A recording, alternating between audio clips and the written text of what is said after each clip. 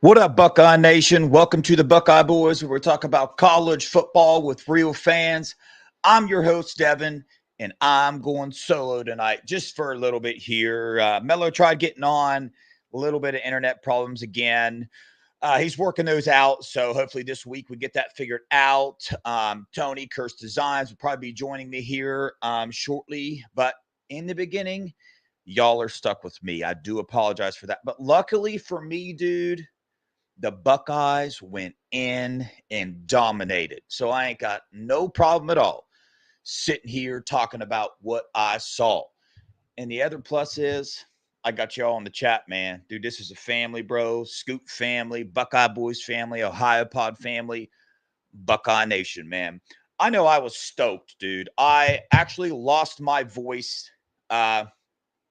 during the game a little bit. As you know, while we're watching the game, there was a little drama here and there as far as interceptions go, fumble here or there, a little bit of things that were aggravating. I'm going to try my best to keep this show in a positive note. Why? Because it should be. Because we just went into Happy Valley, and let me be honest with you, we freaking dominated. We just honestly did. The score should have been way worse. It honestly should have been. My score prediction was 34-14, and I might be a little biased here, but I feel like that's exactly what the score should have been. We should have scored 2 more touchdowns. That would have been 34, and they would have had 13. So I would have been 1 off. But that's what I'm going with. But yeah, overall, man, excited. Ryan Day went in and he beat a top 5 team. There's no way around it, right? So obviously, I'm an Ohio State football fan, college football fan. So I love to dive into these games like super, super deep. So obviously on the Tuesday show and the Wednesday show, we'll dive in a little bit more as to like areas I want to see get a little better on this team. Because if you asked me, I feel like the Buckeyes operated at about 70% of their potential and still beat the number 3 team by a touchdown. So that's a question I want to start off with, Buckeye fans. How much of the potential do you guys think the Buckeyes played to, right? I chose 70%. I still think there's a lot of gas in this tank, dude, especially on offense. I have no doubt on offense that there is way more in this gas tank that this team has to offer, running the ball wise, but mainly with the receivers. You know, we saw some of the things that were left on the field. There's 2 long passes. One JJ probably should have caught. It was a perfectly thrown ball. The other one, not thrown quite so well. But, dude, offensive line, Carson Hinsman coming out there, dude. I've watched the game 3 times, and I'm here to tell you, Carson Hinsman stood up and absolutely showed out, dude. Like, he was the highest graded offensive lineman per PFF. Just if that gives y'all any context about why I feel that way. So, yeah, Sean, I like it 70-75%. Steely agrees 70%. Still haven't seen a clean and complete game. I agree. Brad, Mika, 60% on Saturday. Tyler's got us at 65%. Sean, I agree. Team is not close to potential. But here's where I'm at with it. This is a beautiful thing because if you look at how this season is going at this rate, this team's going to hit its peak at the perfect time, and I'm freaking stoked about it, dude. I'm serious. I think that Now this offensive line thing's figured out, and I don't think that's going to change, right? We'll hit a little bit more on that either this video or next video. But I think now that we got this offensive line thing kind of figured out, and we've shown that we can run the ball when we need to run the ball, oh, dude, we're set, bro. The passing's only going to get better. The play action's only going to get better. And as you saw, when we're able to run the ball like that and dominate in the trenches, look at the fire that it brought to this team. Have y'all seen the video of this team dancing in the locker room after the game? More importantly, have you seen Jim Knowles get down afterwards, dude? If you haven't, you gotta watch it. I should have pulled that joker up and made everybody watch it that's in the chat right now, because you gotta see it, dude. You have to see it. Number one, when you see Jim Knowles talk, you have no idea he can move like that. I'm being for real, like no Diddy at all there. But for his age, you didn't think he could do it. It's hilarious, bro. Everybody's stoked, man. You saw Ryan Day after the game giving hugs and all that. I wanted to do the same thing. I was absolutely stoked, dude. So, yeah, Dennis, about 60%. Yeah, I mean, that's where we're at, dude. This team, I'm back on this team is the best team in the nation. That's where I'm at. You know what I mean? So, Ryan Day, as I said before the game, my last ounce of faith, right, was in this game. He went out. He did it. He got the players ready to play. He got them ready to win the game. They did it. Faith's built back up, man. So, dude, I'm excited, bro. I'm going to get into a little bit of the stats in this game and just kind of go from there. We'll see where it takes us. So, Ohio State, we'll start there. 358 total yards, 182 passing yards, 176 rushing yards, 5.6 yards per play. We had 21 first downs this game. Now, here's the stat that I love that honestly could be way better as well, but here's one of the main stats that I love. 6 for 13 on third downs. Last week, we were 1 for 10. 6 for 13, right? We saw them utilize the QB sneak. They did it down to 1 yard line.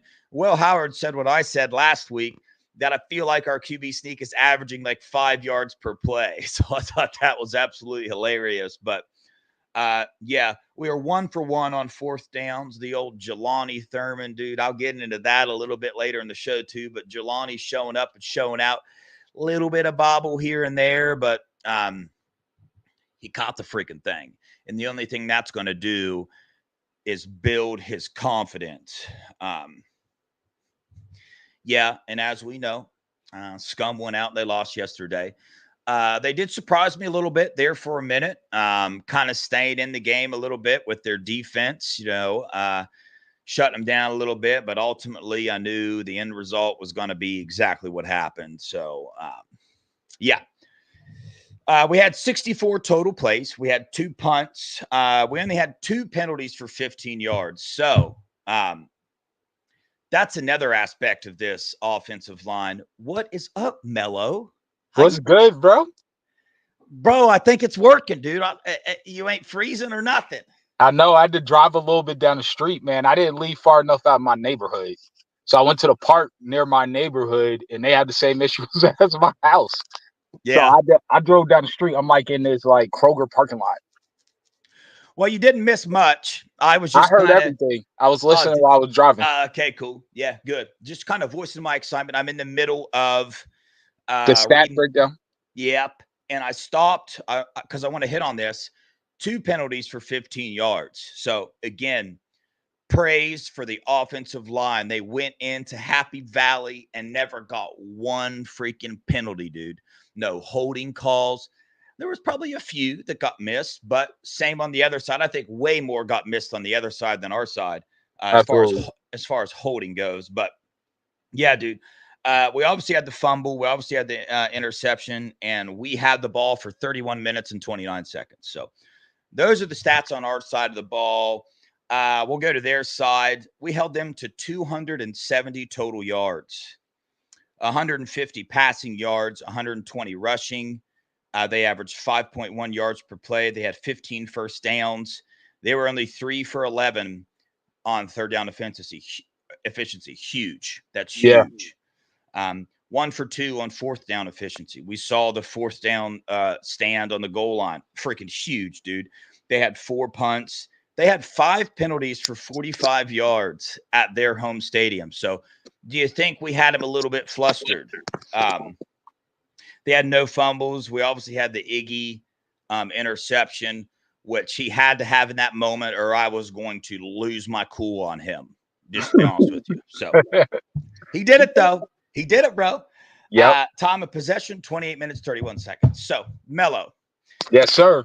give us your little, I already went in about my little introductory thing. I told him that we'll dive into what we want to see better out of this team, maybe Tuesday or Wednesday. But for now, what are some of the positive things, right, that's really got you excited about this team right now? I told everybody in the chat that I'm back on the bandwagon. I never really left that bandwagon, but I think as a unit now, coaches and players, we're the best team in the nation.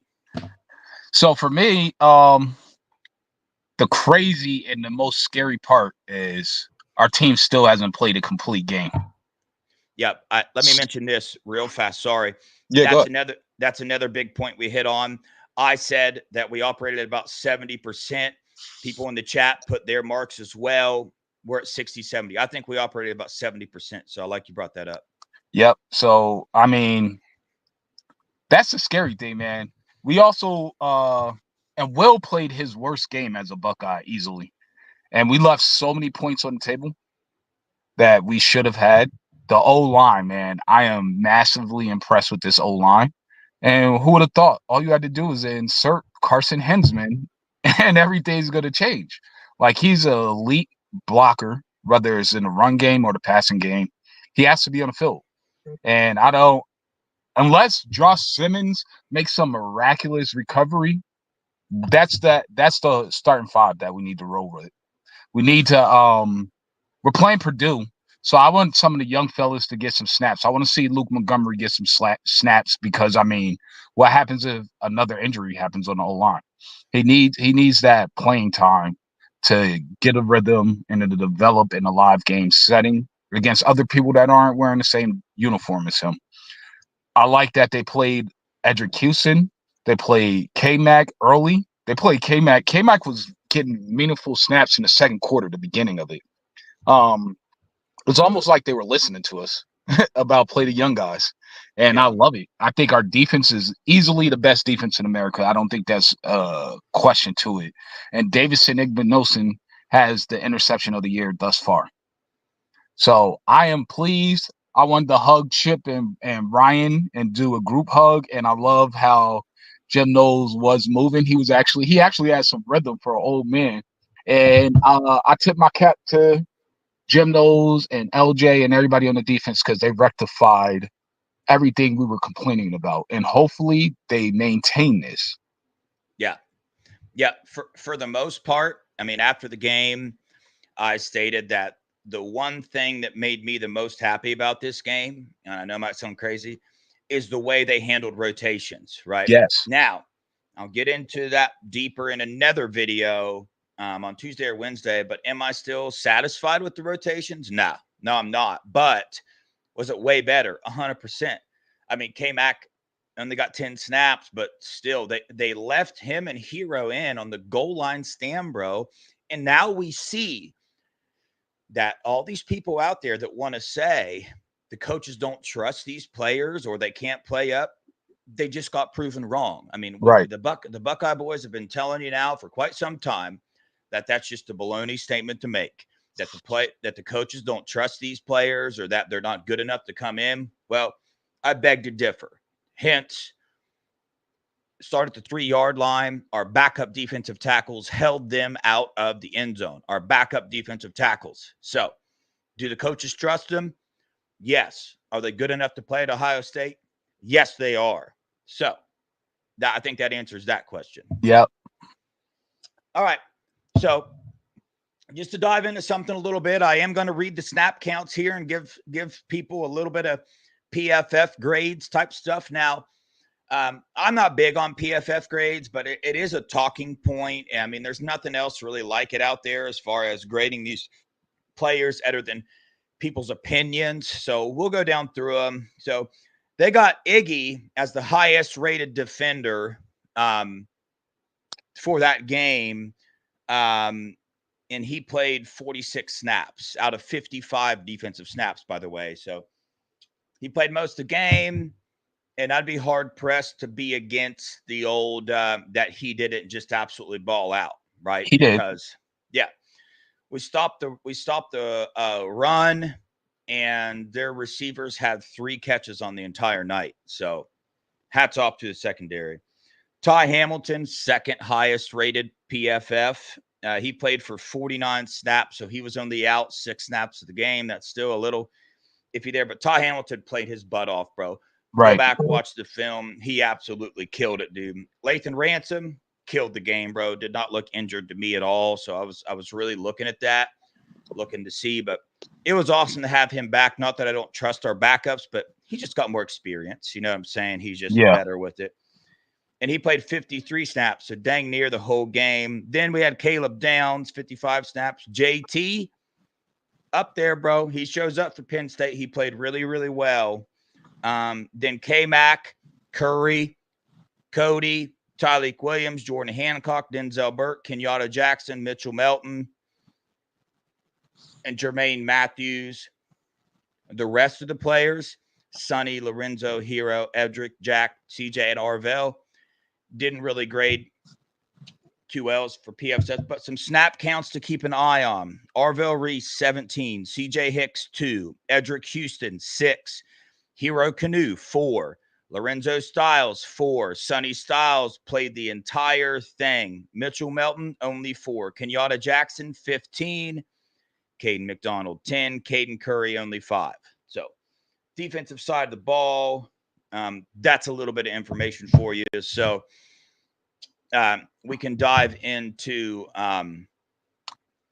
defense. You know what I mean? Yeah. So what do you think about those PFF grades, man? What do you think about Iggy being on top? And he balled out, bro. I think there was a it was either 3rd and 1 or 3rd and 2, and Penn State tried to get cute and roll out and hit a pass, and he jumped up and he disrupted the pass and got us off the field. I think that was a huge play of the game.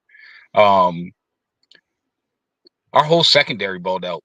Their wide receivers did anything. Their leading receiver was a running back, which is kind of crazy because there was a guy, a Penn State fan, that was in the chat talking about how they'll use the running backs in the slot.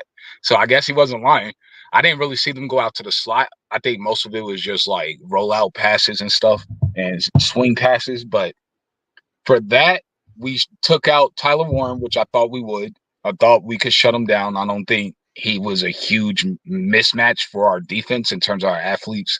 He does have good size, and he is a beast, and I can see why he's so highly rated. But I just knew he wasn't going to match up with us over that well.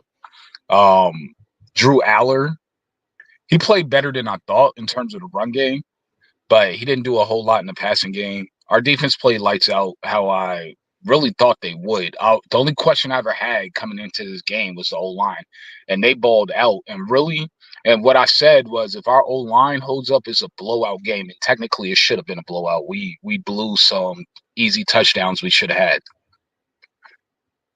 Yeah, there ain't no doubt. Our defense coming out on fire, bro. You know what I'm saying? So I think the main thing was one of Penn State's offensive linemen got interviewed after the game, and he said that the defensive line was doing like stunts and twists that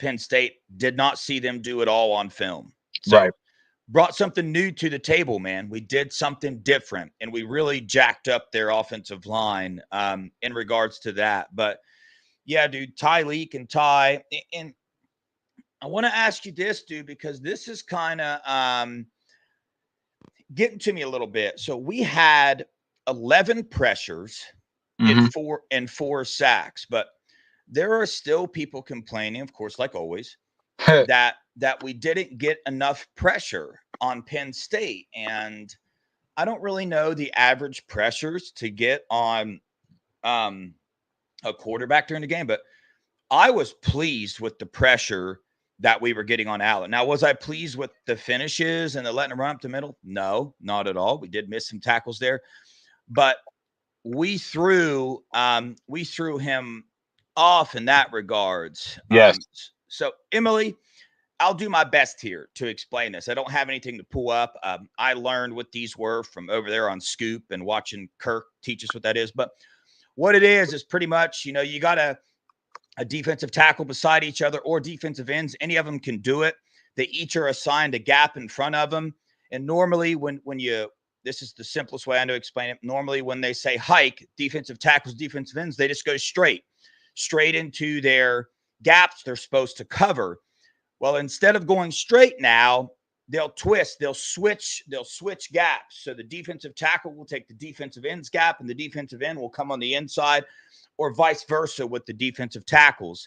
So it's just kind of changing things up, making some different stuff happen in the back. So the offensive lineman from Penn State said they did a lot of loop arounds. So I'm guessing that's what he's talking about there. They did different kind of twists. So maybe somebody in the chat can explain it better. Melo, maybe you can, but that's my simplified version of what a stunt or a twist would be on the defensive line.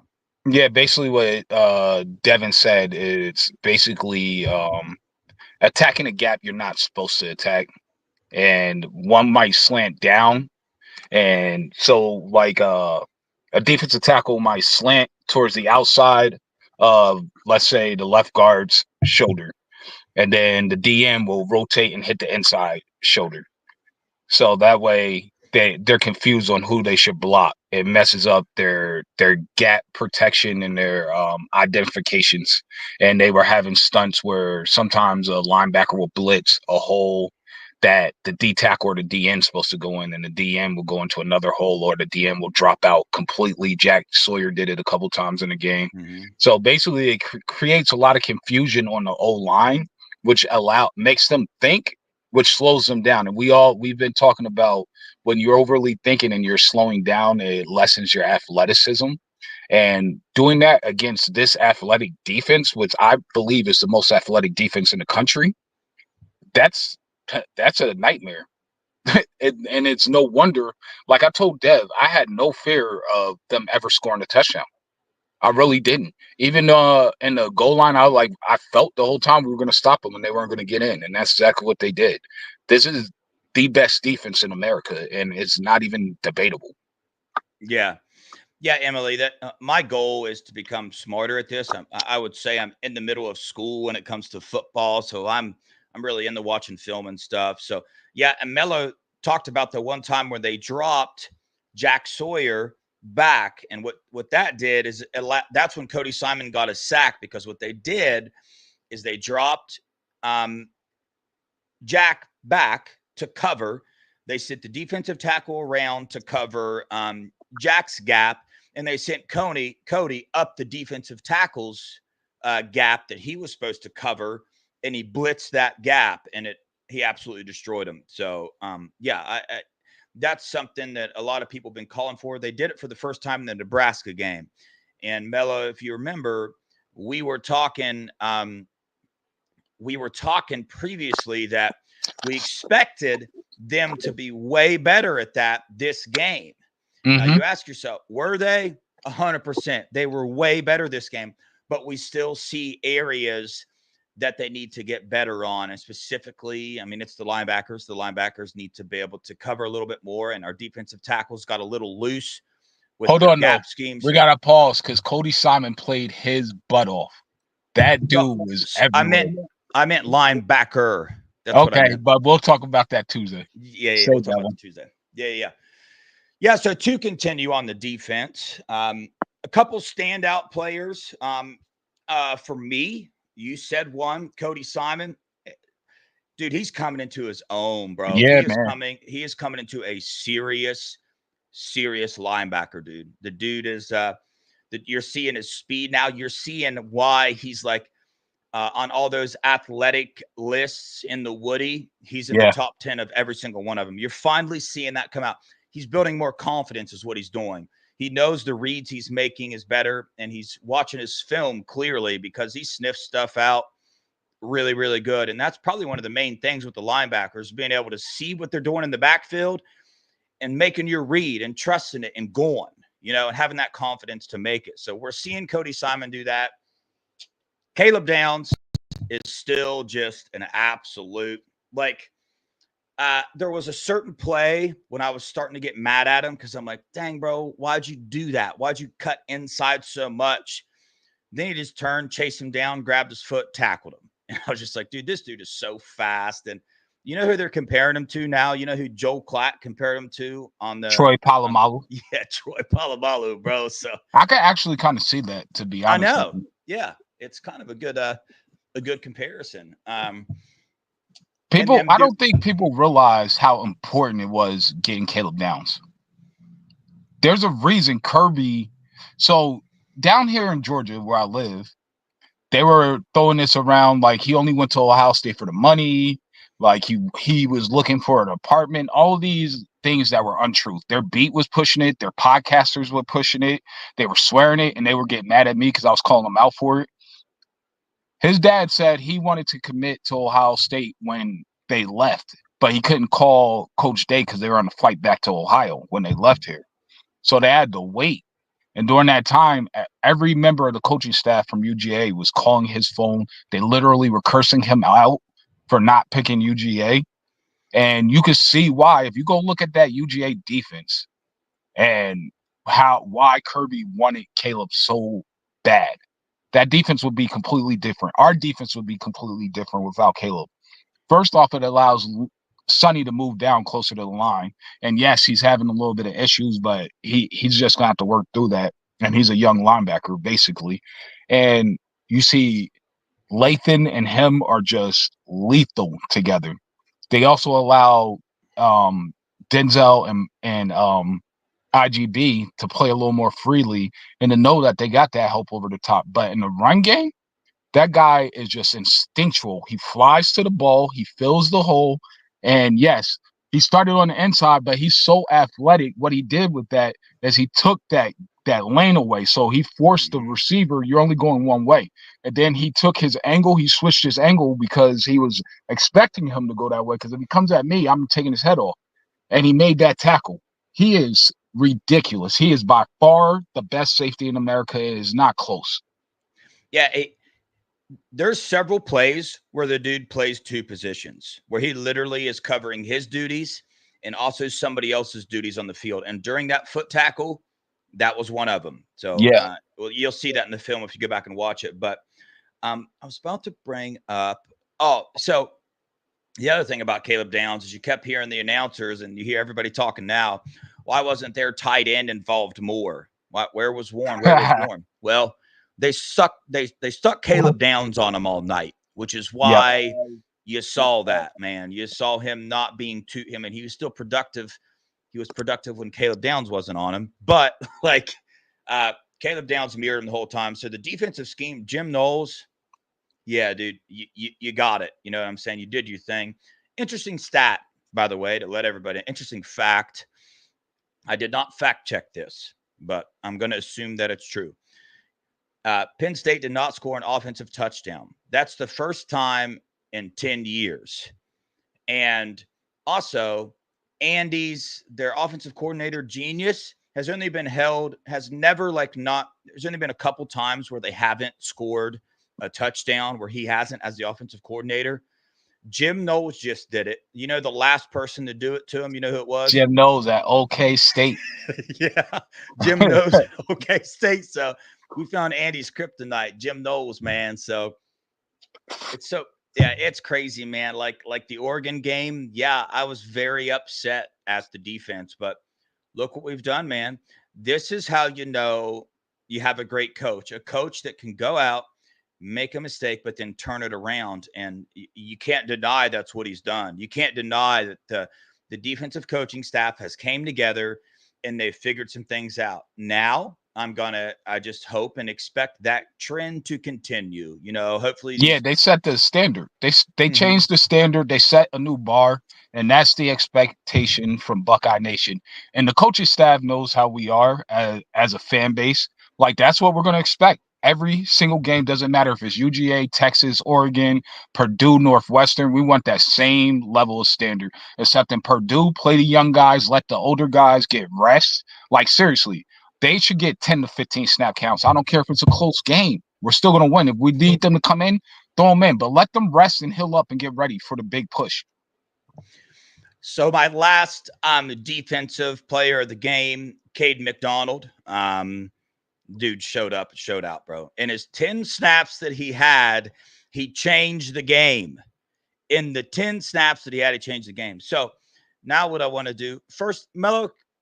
So my defensive players of the game that I predicted were Caleb Downs and K-Mac, and I forget who the next one was. Who else did I pick, dude? That's Tyleek. I picked Tyleek. So I was one off. So Yeah.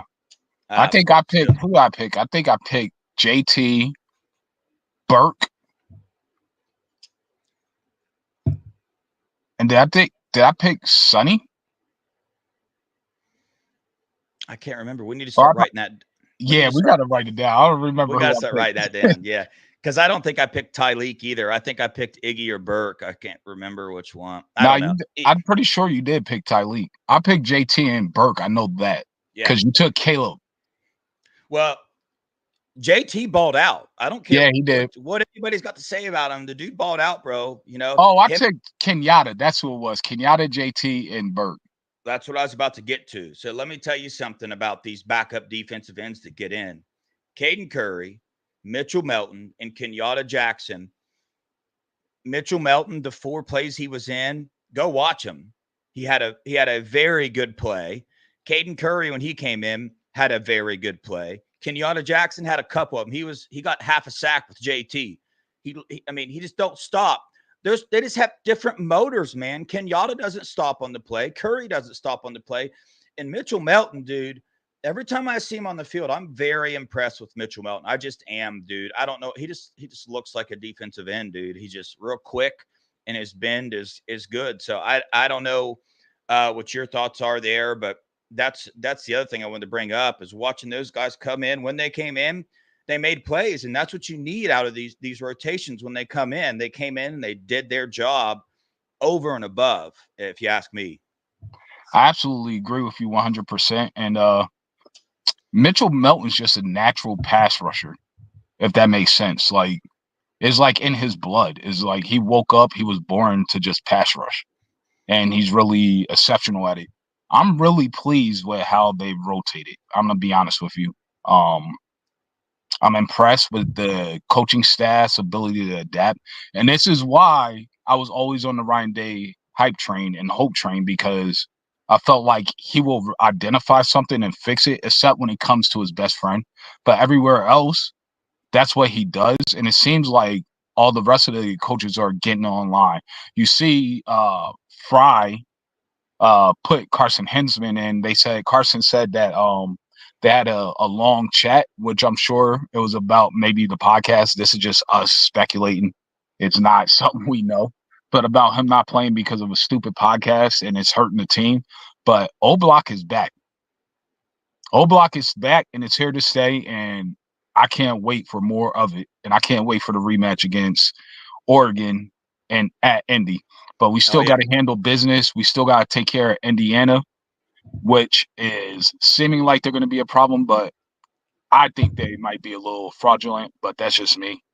Yeah, we're about to dig into the offensive side of the ball, so we'll dig into that a little more as well. But defensive wise, I wanted to read a few stats for y'all. Cody Simon, he had 5 tackles, 5 assists with 1 sack. JT had 3 tackles, 3 assists, half a sack. Kenyatta Jackson had half a sack as well. So a lot of players stepped up. And the last thing I want to mention, you brought it up a couple times, Melo, was our secondary. You know, Yeah, you saw Drew Aller a lot step back and not be able to find anybody right. at all, right? And the stats prove that. So I'll read their receivers, right? Nick Singleton, their running back, was their leading receiver with 54 yards. Their next highest receiver was their tight end with 47 yards. Then you got Wallace the third. He had 45 yards. He had 2 catches for 45 yards. And then Fleming had a catch for 4 yards as well. So again, our secondary, BIA, they're still there. You know what I'm saying? Yep. They're all the way there, man. I don't know what happened. I don't know what it took, but they came back, they showed up, and they showed out. Melo, give me your 3 defensive players of the game. I know you've kind of said it here and there already, but Nah, that's who I picked before the game. yeah, okay. So who are your defensive players of the game? Definitely IGB. He stepped up big time. I think he's in that game was the best I've seen him play in a Buckeye uniform. Who else do I get? You said defense, right? Cody Yep, Simon, without a doubt. Cody Simon had balled out. And I could go numerous places with this last one. I really like K-Mac, but I'm gonna have to go. I'm going Caleb Downs because he completely took Tyler Warren out of the game. So those are my 3. I will also want to shout out Lathan Ransom coming back off an injury and balling out like that. Man, it was impressive. yeah. let's hit special teams real fast, man. As far as special teams go, that was one of my requirements to win this game. My requirement on defense was stop the run and create a turnover. I think Melo picked the same ones. We did that. And all I said special teams had to make a play. And one thing that I included that meant make a play was make your field goals. And that happened. Matter of fact, it happened twice. And another thing I bet you a lot of people don't know is that we were pretty aggressive when it comes to their field goal attempts. We were like inches away on both of them from blocking them. So it was nice to see that as well. When you go back and watch the game again, watch their field goal attempts and look at how aggressive we were in the middle of trying to get up and get that thing blocked because we were dang close. So fielding, good job, my dude. I wanted you gone. I'll go in deeper about this on another video, but my confidence towards you has raised. So good job. That's all I'm going to say in this moment. Melo, special teams, my man. Man, shout out to Jay Fielding. Man, I'm not gonna lie. Even when he took those, I was still nervous while I was flying through the air. I'm gonna be honest with you, because some of them they look like, oh man, I don't know if this one's gonna go in, especially that second one. Woo! But yeah, And he had a tackle, dude. Oh, did he? I must have missed that one. I was not paying attention. Dude. Oh, shot. Jay Fielding, special teams player of the game. He gets it. He gets it, man. I liked honestly, I didn't think we did anything crazy, but what I did like was how Brandon Ennis' decision making on when to call fair catch, when to get out of the way, and how he was telling the players and pointing exactly where the ball was going to land because he knew their back was to the ball. I like that because previous Brandon Ennis was going to catch it and go take it, even if it was from the 1. But I like that development. But I wanted to throw this up here real quick for you, Dev. I'll read it out loud. I figured we could discuss it since Will Starr's asking a pretty good question. You think we will see Brown and maybe Saying getting some run in the second half the next couple of weeks? How many games does Saying have left before burning his red shirt? So I don't know how many games. You can play in 4 games, but I know he played in 2 for sure. I don't know if he played in a 3rd or a 4th yet. Now when it comes to 4 games, is that 4 snaps basically in 4 different games? A snap in 4 different games. Oh, so you take 1 snap in a game. That's a game burnt up. He's been in 2. Yeah. 2. Yeah, That I that's what I know of for thought. sure. He might have been in more, but Yeah. that I definitely know for sure. And in terms of if we see Brown or Sand, I think we should. Here's where I'm at with that. I wanted to say we definitely should see Sand, but at the same time, I feel like Will Howard still has a lot to work on right now. So I don't know where you go in terms of having Will trying to work on the stuff he needs to and letting Julian get some run. You know what I mean? But everywhere else, except for pretty much everywhere else, except for the entire O line, I want to see the young guys play. But I do want to see Luke Montgomery getting playtime, like significant snaps. Yeah. In the Purdue and Northwestern game, I'm just going to stretch it. In the second half, Yeah. the start of the second half, I expect to see not Will Howard on the field, and I expect to see a lot of the second team. Like, that's where we should be at, dude. Purdue is the worst team in the Big Ten. The worst team in the Big Ten. Northwestern, not far behind them. Yeah, Northwestern's better than Purdue, but not by much. But 100%, dude, this is going to be an opportunity to get your backups in every single position on the field, and it needs to happen. Now, what I'm not for is those people that want to see Julian saying because they think he should replace Howard this year. I'm not for Yeah. that No. whatsoever at all. Yes, Howard had, in my guess, probably the roughest game of the season, but he doesn't let those things affect him, man. And he's a gamer. That was my biggest, when we got him in the portal, that was my biggest thing about him that I love. The dude's a gamer. He's passionate about it, and he did what he needed to do to win the game. Because here's the deal.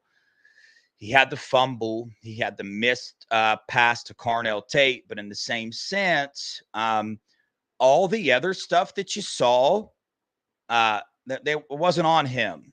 Do you know what I'm saying? Like, there was a couple offensive play calls on 3rd and long that you didn't give Donnie any help at all.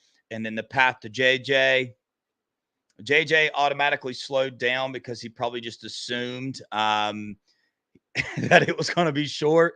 It wasn't. It was a perfectly thrown ball. JJ did a little stutter step, tried to slow down. The sun was probably in his eyes. I don't know what it It did look was, like but that, though, for real. It looked yeah, I like know. he slowed down because he didn't think the ball was coming his way. And then he's like, oh, the ball is coming. Then he lost it in the sun. Yeah. But Will Howard, I'm ride or die with Will Howard. I wouldn't trade him for any single quarterback in the nation. I'll say it till I'm blue in the face. That's just who I want, dude. I want Will Howard as our quarterback. I mean, you saw that 4th down play. People keep bringing up Jelani Thurman, which my dude, Jelani, baby. Oh, God, it was so nerve-wracking. But just for instance, look at that play, okay? And ask yourself this. Would Devin Brown have made that play? Would Kyle McCord have made that play? Be honest. You Well, think we they would have? definitely know Kyle McCord isn't making that play. Kyle McCord's not making most of these plays. Like, honestly, Yeah. he would. If Kyle McCord's the type of kid that once he makes a mistake, it compounds. He can't get past it and over it, you know? So, Let's answer this. yeah. Yes, there was a few calls. And I guess before we go into the defense, let's address the officiating of the game.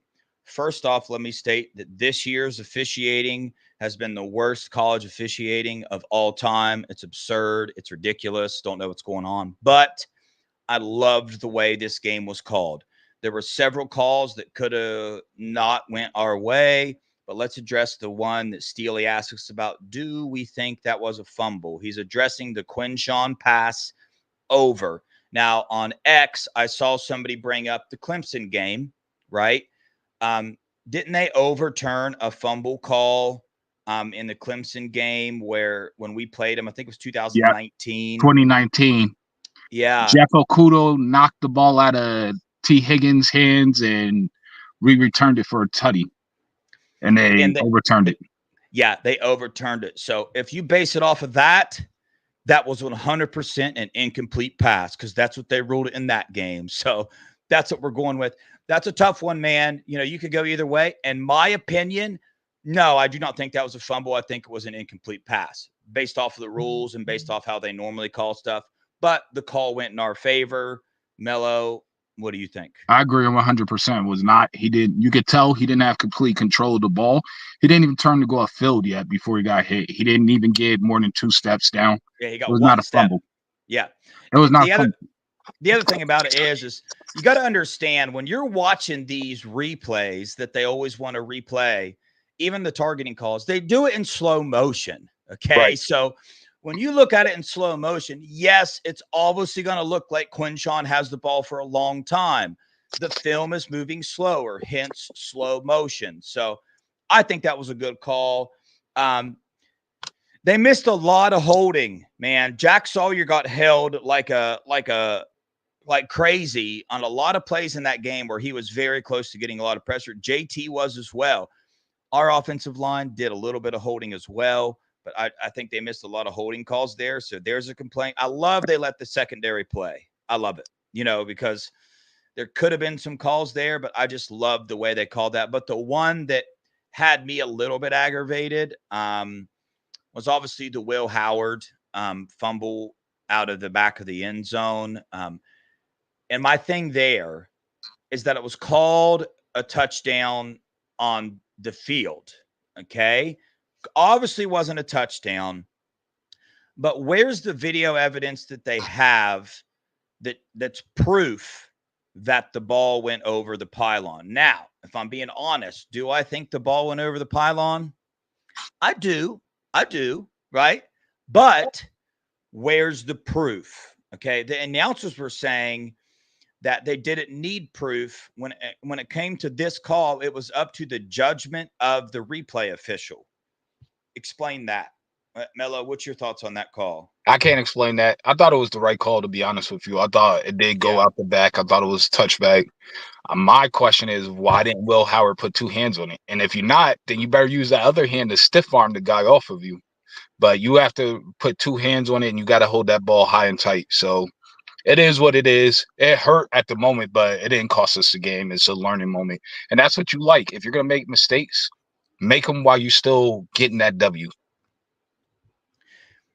Yeah. Buckeye Chuck, I feel you for sure. Like it to me, there just wasn't a shot like straight down to where you can definitively say you knew it did or didn't. Like if you just use judgment, but it's my understanding that when you on replays, you can't, it's not about what you judge, what you think, it's about what you know. And my point is that there wasn't done so, but either way, I don't really care about that call. I thought the officiating of the game was awesome. I loved it. I loved the way they let them play the game. So any more officiating things we can complain about in the game? Is there any other calls that were a little iffy?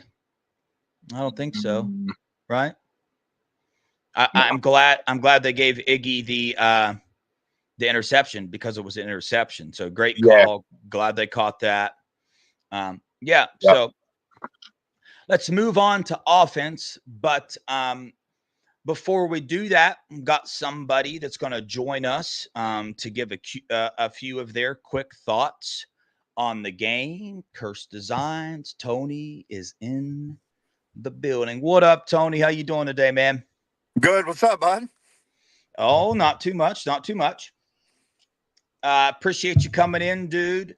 We just went over the defense and the special teams. And just a quick reminder, I know there's some things that need to be addressed as far as getting this team better. We only operated about 70% of our potential this game.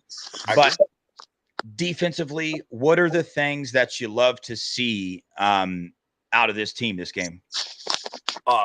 That I feel like the defense, they were getting pressure. Like they kind of cleaned it up later. They got those sacks. The DBs I thought played amazing. Like Iggy was on, like he did get his 1 PI, but he made up for it in the next play. And, just in general, like they all played good. Like Caleb Downs played amazing. Like everybody, I think on the defense played amazing, except for one person that I've been saying forever. Well, we won't do that this show, though. Not this show. Okay, I'll holster that one. If you've heard me talk, you know who it is. But we'll talk about that at a later date. So you think so Give me a grade on the defensive line, 1 through 10, 10 being the best. 7. 7. Wow. Melo, what grade would you give the defensive line? I'll give him an 8. Yeah. I'm giving him a 9. Okay.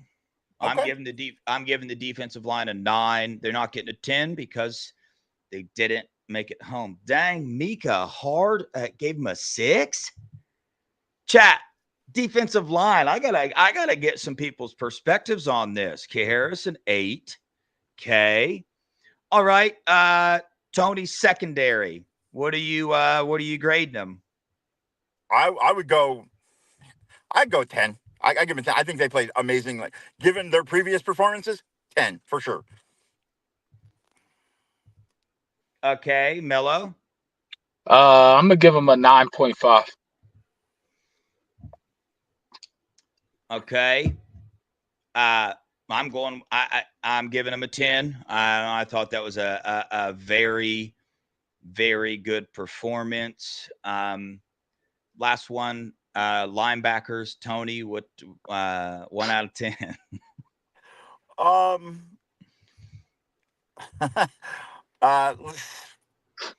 Let me do some math here, and I'll give him a 6. I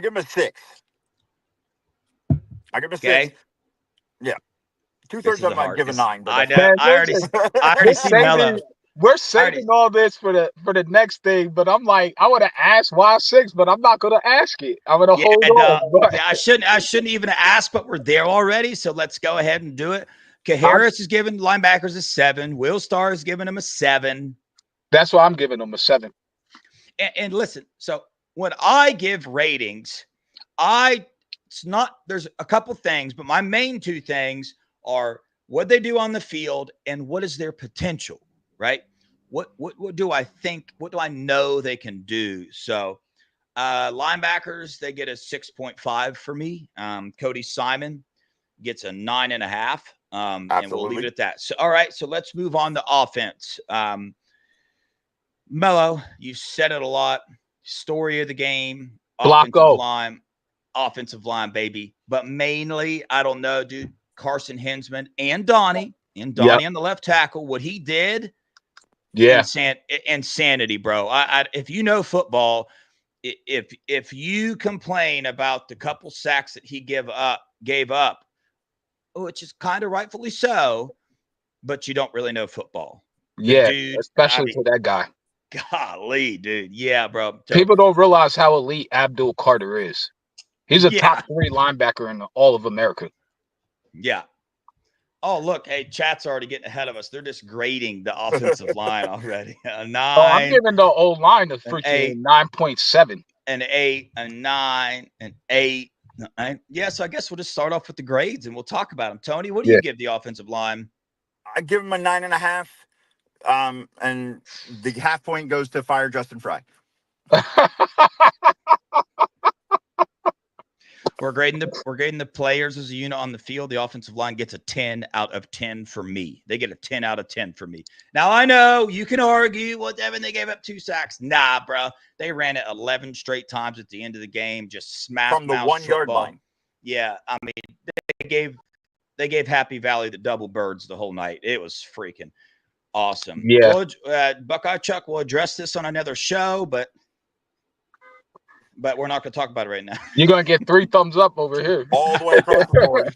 So, yeah, let's talk about it. Let's break it down a little bit, dude. Offensive line, number 1, I loved what Chip Kelly was doing with the play calling to help out the offensive line, okay? So, a lot of the night you saw tight ends or running backs over there helping Donnie on that side of the ball, and that allowed for them to just kill it. But I'm telling you right now, go back and watch the film. Carson Hinsman. Graded out the highest out of all of offensive linemen. Matter of fact, let me read some PFF grades real fast before. What I'm going to do is I'm going to read the top 10 PFF grades, and then I'll tell you who was at the bottom of these PFF grades. Top 10, number 1, Brandon Ennis. Oh, freaking love it, bro. BI. Travion Henderson.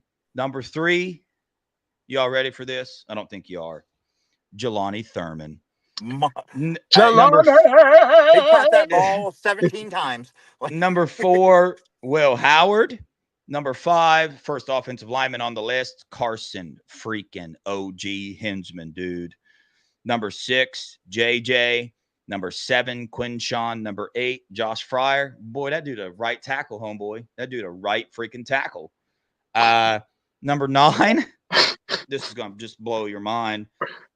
Number 9, he was in for 2 plays, but by God, Jaden Ballard, he number 9, dude. I don't know. Wow. Number 10, Bryson Rogers, dude. You know why they get the bump for being able to dap up BI after he scored his TD? I know, bro. Because there's all in on that play. So happy to see him get in. Brandon Ennis only played 3 snaps. Jelani played 5. Jaden played 2. Bryson Rogers played 2. But, Bryson Rogers and Seth McLaughlin tied for 10. Then you got Tegra graded out at an 80.3 for pass blocking, not very high for run blocking. Then you got G. Scott, Carnell Tate, Mekabuka, Donovan Jackson, and Christian Bennett were at the bottom of it. But I didn't see that bad of a performance from Donnie Jackson. So you can't really grade PFF. You can't really look at it like that too often. Unless it supports the opinion you're trying to get out there. That's when you use it. You know what I'm saying? So only when it supports your case. Yeah, dude. But I'm telling you, dude, Carson Hinsman, one of the favorite things I saw for him, did you guys see the juice that he was bringing to this offensive line? Like, did you see the energy that he was playing with the entire game?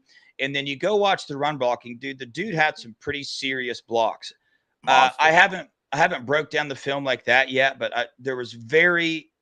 I didn't see him miss an assignment that I could see with my eyes. I just didn't see it. So I thought he's so good, bro. Like, I can't believe they had him on the bench for this long. He was just handing out Gatorade for 6 games. Seth McLaughlin, Tegra, they played an awesome game. Josh Fryer played an awesome game. Like, they're starting to run the ball to the right? Tegra and Josh, they're starting to open up some holes. You know what I'm saying? But then you get Carson Hinsman with a lot of those getting blocks upfield and stuff, just tore it up. So Melo, go a little deeper into the offensive line. I know you've brought him up. I love O-Block went bowling. That's what we used to call it in high school. We would say go bowling. We're knocking the pins over, and that's exactly what they did to the D-line and linebackers of Penn State. Our O-line was superb, but I need to give 2 big shout-outs. One to QJ, that's Quinshawn Junkins, and one to Trey Henderson. If you saw their blocks where they laid out the safeties and the nickels, laid them completely out. That's why freaking Will almost scored that touchdown where he almost fumbled. Just pancake blocks from your running backs. Our running backs are blocking their tails off this season. And I'm going to just shout out Coach Locke because, that's the big difference in my opinion. Coach Locke and Chip Kelly demanding it. Yeah, 100%. Tony? Yeah, listen, the O-line play, like, the fact Carson Hinsman hasn't been in, all that stuff, like, is bananas at this. Oh, God. Malpractice. Yeah. It's coaching malpractice 101. Absolutely. Like, that's a fireable offense right there, especially when we saw how good he played. Like, I don't care who he said to anything on whatever podcast. I don't care. But Tony, what are the good things, though? What are the good things about the offensive line? Oh, they played like madmen, dude. They played like they were a pair of men, like, out there defending each other and taking care of business. And, like, they literally, like, were just, they killed it. Like, I didn't see anybody run the wrong way and run into anybody. Tegra wasn't getting pushed 3 yards in the backfield. They stood up and they handled their business when they needed to handle it. You know what I'm saying? And they were where they were supposed to be, all at the right time. It was before, like, it was almost like they weren't communicating correctly. And it's like they were communicating. Carson Hinsman brought a level of, like, excitement to the fucking to the O-line that literally we didn't have for many a game, and, like, they played like men, and I'm proud of them for sure. Yeah. Yo, I see Steven's in the building. This is a perfect time to address who won the shirt. Who won the free shirt? Now, Steven, you won it last week, but I got to tell you that you kind of won it again this week, dude. You tied.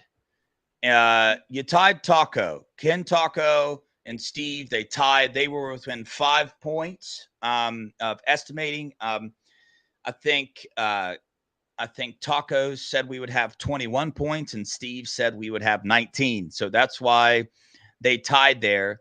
But here's what we've decided. Steve, if you don't like this decision and you email us, I will gladly send you another shirt. But you got one on the way right now already. So because you tied, I would love just to send it to Taco. So Taco, you're 100% getting a shirt. You won. Congratulations, everybody. Taco and Steven. They won. Yeah. But I appreciate that, Steven. So yeah, man. If we will remember this, and if we happen to come across something else, when we get hats or something, I'll send you one of those. I just don't want to send you two of the same shirts, my man. But we'll definitely keep you on the list. But Taco, congratulations, my dude. But so yeah, Taco, you got to remind him to send us the email so he can send us his contact info. Yeah, Taco, shoot us. Yeah, thebuckeyeboys@gmail.com. Shoot us an email with your bank account number, your routing number, your social security number. And that's all we need from you, and we'll take care of you. We got you, dude. I'm just joking, bro. It's your address. Your shirt size. It's your shirt size, dude. That's too much, bro. We'll have to edit that out. Anyway. So it's live. You can't edit that. Right. We're editing out the live show. To sum up the offensive line, go watch the last 11 plays of the game. Maybe the most exciting 11 plays I've ever seen in the Ryan Day era, which might sound crazy because it was pretty boring, honestly. For the most part, but like for me, it wasn't, dude. Oh my God, I just freaking loved it, dude. I was so jacked, dude. I lost most of my voice during that time. Like everybody in my house, my brother and his wife and the kids living here, when the game was over and I went out, they were all in the front yard. I was like, "What you guys doing?" They were like, "Dude, we can't even hear the TV out here in the living room." I'm like, "Hey, you don't understand what just happened, dude. I'm just stoked right now." So, Buckeye Boys Speedo. Sean wants a Buckeye Boys. Hey, dude, freaking Tony's got you, bro. He can design anything, dude. I got you. We'll get you one for sure, dude. Got you. Oh, I gotta say, I wanted to ask you this, both of you, in the chat. How many people other than me was a little PO'd that Will didn't run it into the end zone at the end of the game? And he slid. Oh, yeah, that hurt my heart. I was so tight. I'm like, dude, we could have beat them by 14. That's all I'm thinking. And then you could have just did Drew Allen's celebration in the end zone. Mm-hmm. Yeah. You think about this too, though. Like, there is that side of me that's like, dang, why didn't you do it? But then the other side of it is that's another reason why I love Will, because of his maturity. You know what I'm saying? And he's in that situation and he honestly made the right decision. Like, you just never freaking know. So why you slide down, the game's over. You score, the game's not over. That's all there is to it. The game's not over if you score. Like, for the most part, yeah, it's probably over. But then you don't slide, you get out and score. Then the player's got to play another play on the field. Somebody could possibly get injured. You know what I'm saying? People get mad. Listen, I know it was the right decision, but I'm greedy. I want to pound your face in. I want double-digit wins, baby. Listen, even Day was like, man, I was surprised he didn't run it in for the touchdown, but whatever, I'll take it. Yeah. Let me tell you this, as far as offense goes, right? We're only credited for 177 yards on 40 carries, okay? But they take sacks. They take sacks out. I think it's the dumbest thing ever. But just to let you guys know, the 3 sacks we had took 15 yards off of our run total. And we also kneeled the ball at the end of the game. So that added another carry into it. So here's the real stats for you. We had 192 yards on 36 carries. We averaged 5.33 yards per carry. That's straight beast mode. You know what I'm saying? So there's the offensive line for you again. Let's go with Quinshon Judkins had 14 carries for 95 yards. He averaged 6.8 yards per carry. Travion, 10 carries for 54 yards. That's 5.4 yards per carry. So, just a beautiful thing to see, dude. So yeah, talk about the let's go with running backs now. So Tony, what are you grading the running backs? Melo, you want me to type that in there? I did that. Gotcha. Yeah. I'd give the running backs like a 9.5. On a side note, though, of all that, like Chip Kelly called it a great game, but like, did anybody else see Chip Kelly and Ryan Day like embracing and smile, like with the biggest smiles on their face after the game, like dancing around? It was pure joy out of those dudes. It was amazing. It made me feel so good. It's like I felt that's what Buckeye Nation felt like. Yeah, but 9.5 for the running backs. For me, I'm going with Mr. Wrench himself, Karis Washington, at 10 for me. They did everything we asked. They ran hard. They found holes. They cut back. They caught passes. They caught pitches. They ran people over. And the 10 came from how they blocked. They were pancaking dudes out there. They were on their grown man, I'm a bully you, and that's what we're doing today. So they get a 10 for me. Yeah, they get a 10 for me as well, mainly because of both the blocking from both of them. I mean, Quinshon's block at the end of the game for Will to get that third down conversion, which he would not have gotten if it wasn't for Quinshon placing that block. And then Trey's block on the run that he booted out of the end zone or whatever, but still an absolute smackdown of a block. Yeah, that was. Yeah. All right, let's go for the tight ends. Let me tell you some snap counts on the tight ends real fast so you guys have a better understanding. Bennett Christian, he played 25 plays. G. Scott played 54. And Jelani Thurman played 5. So tight ends, Melo.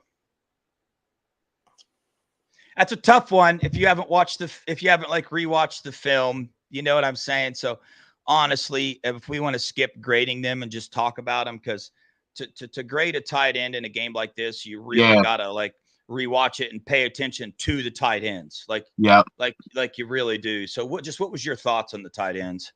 Man, I thought they did their job, Thurman, Jelani, I'm glad he got that catch. That was a huge catch. It was a huge catch for the team, but it was also a huge catch for him personally. Him and Will haven't been on the same page. And yes, he caught the ball about 5 different times. But at the end of the day, when he finally caught it, he was getting hit by one and then hit by another one from a different angle, and he still caught it. That's how big of a man he is. So shout out to the tight ends. G did his thing. Christian did his thing. So they helped.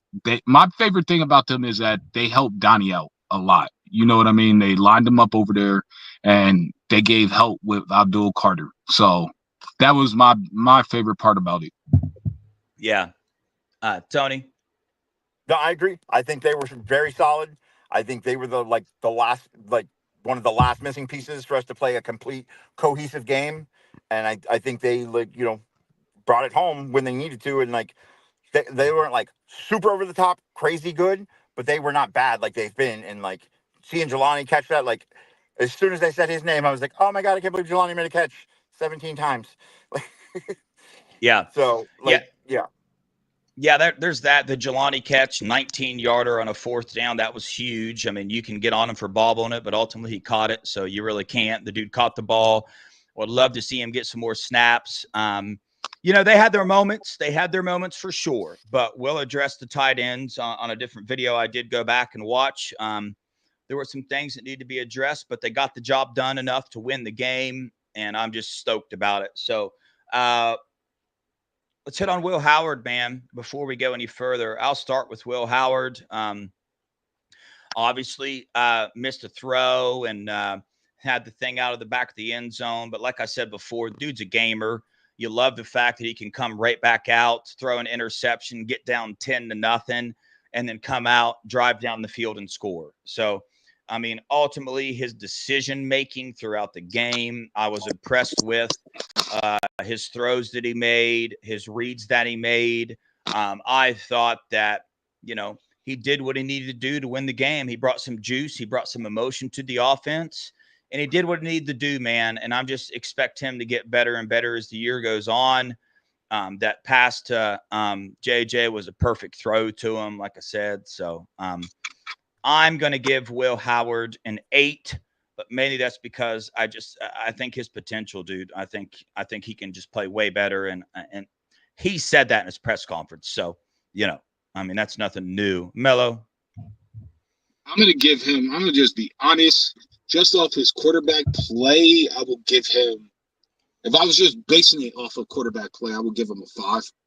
Yeah. But the intangibles is what you have Will Howard for, and that's why we consider him the perfect fit for this offense. So bringing in all the intangibles, his resiliency to make mistakes and to just keep it pushing and just let it go and keep playing and lead this team like he did, I give him a 7.5. Gotcha. Tony. Yeah, I would probably have to like agree with Melo and go with 7.5. And like, I don't like that fumble. I don't really hold against him. I'm pretty sure that like, there's no conclusive evidence that was a fumble without the right camera angle. Like, I think we were out at the 1. But I think he ran good. Tony, hey, Tony wearing them scarlet glasses tonight, dude. He got them on hard, bro. I love it though, Tony. Keep doing your thing, bro. All I'm saying is I was real sad for a couple weeks. I'm trying not to be now. So gotcha. That.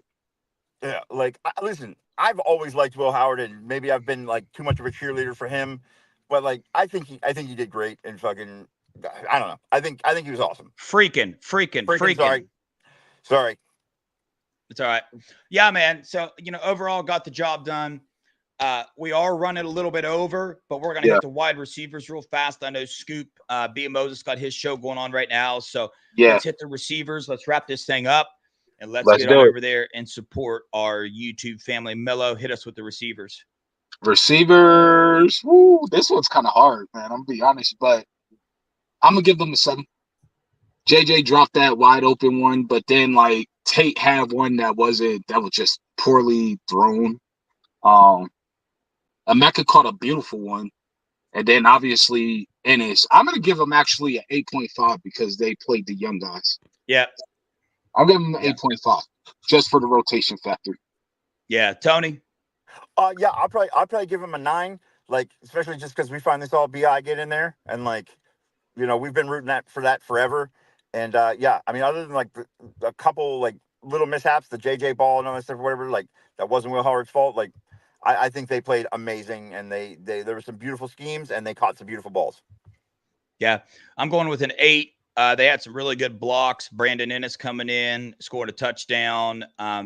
Did what they needed to do for the most part, but the 8, it's not higher. Really, it's probably a 7 to be honest with you, because their potential is through the roof. So yeah, I mean, they're getting an 8 from me because we won. But realistically, at least you're honest. Yeah, but realistically, it's a 6.5, 7 more Same of a grade. here. And I wanted to see them just get more involved. We got to see that. But anyway, so yeah. Any closing statements? Man, it was good victory. Let's go ahead and rotate the next 2 games. Let's rest up and heal up the vets and get ready for this final push into the playoffs. Amen. Yeah, Stephen, the AP came out. Sorry, Tony, real fast. They kept us at they got us at number 3. They moved us up 1 spot. I think we should have been 2. Georgia does not look good. I think Georgia is very fraudulent, and Carson Beck is not very good. But go ahead, man. We got to let them get to beat Moses, so y'all go ahead and throw out. Yeah, what's up, Tony? Wide receivers. We did wide receivers. So closing thoughts? Oh, yeah, my bad, bro. Woo. Yeah. No, listen, I'm happy. Like, I don't have that anxiety that brewed with doom and gloom for 2 weeks. I think they played a decently complete game. Like, yeah, you said like 70%, but like everybody was there. Everybody was juiced. I just need to see more of that and at a higher level. And I think we're there. We're coming at the right time. Yep. Overall, I'm excited. I loved where I think we're going to be playing our best ball when it matters the most in the playoffs. Love the team.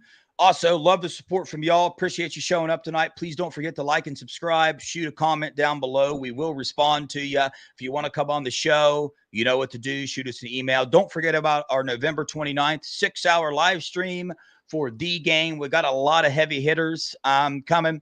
And also, look out for some pre-recorded videos to be coming your way. If you're into recruiting, we got some 5-star recruits we're going to be interviewing. So it's going to be coming your way, man. So stay tuned. On that note, go Buckeyes, OH. I know.